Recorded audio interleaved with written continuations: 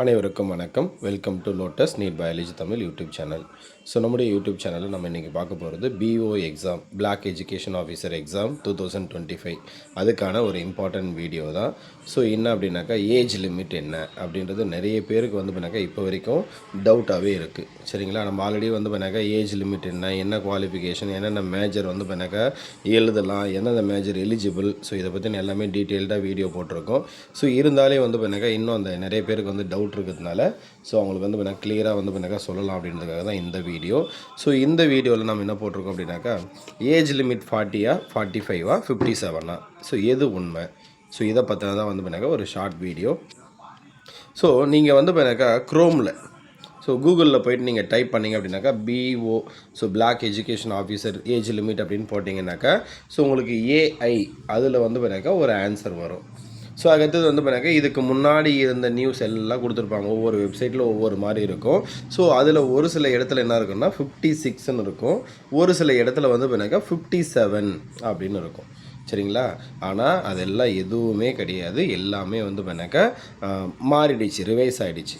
சரிங்களா, இப்போது நமக்கு வந்து பண்ணாக்கா ஒரிஜினல் ஏஜ் லிமிட் என்ன அப்படின்னா ஆஸ் பர் கவர்மெண்ட் ஆர்டர்.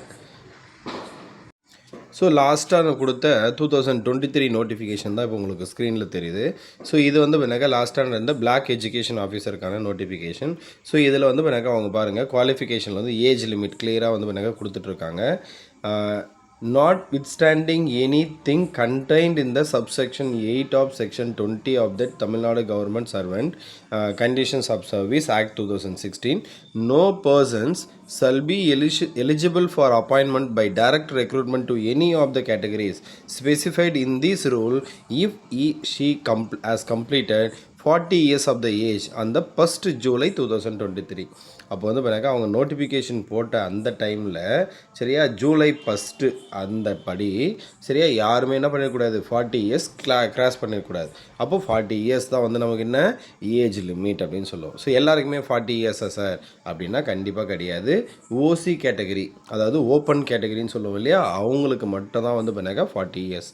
அப்போ மற்றவங்களுக்கெல்லாம் என்ன அப்படின்னா ஸோ இங்கே பாருங்கள், provided that for direct recruitment to any of the categories specified in this rule, the age limit prescribed above shall be increased by 5 years in the respect of candidates belonging to backward classes. யாரெல்லாம் பாருங்கள் backward classes பிசின்னு சொல்லுவோம், அடுத்தது backward classes முஸ்லீம் பிசிஎம்னு சொல்லுவோம், அடுத்தது வந்து பார்த்தாக்கா most backward classes MBC, அடுத்தது வந்து பார்க்க டெனோட்டிஃபைடு கம்யூனிட்டிஸ் அந்த டிஎன்சி அப்படின்னு ஒன்று சொல்லுவோம், அடுத்தது ஷெட்யூல் கேஸ்ட் எஸ்சி கேட்டகரி, அடுத்தது schedule tribes ST category, distribute widows.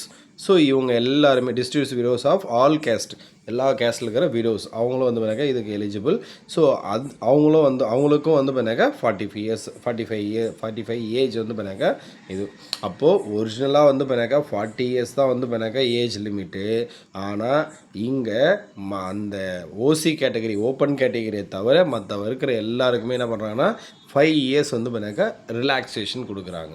சரிங்களா, அப்போது இங்கே ரெண்டு தான் ஏஜ் லிமிட். ஒன்று வந்து பண்ணாக்கா 40 for OC category, other then OC category வந்து பண்ணாக்கா 45 இயர்ஸ். சரிங்களா, ஸோ இதுதான் வந்து பண்ணாக்கா ஏஜ் லிமிட். ஸோ இதுக்கப்புறம் கன்ஃபியூஸ் ஆகாதீங்க. ஸோ இதே மாதிரி அடுத்து வந்து பண்ணாக்கா என்னென்ன சப்ஜெக்ட் வந்து பண்ணாக்கா நீங்கள் எலிஜிபிள் ஆகலாம் அப்படின்றத வீடியோ நான் போடுறேன். ஸோ நன்றி, வணக்கம்.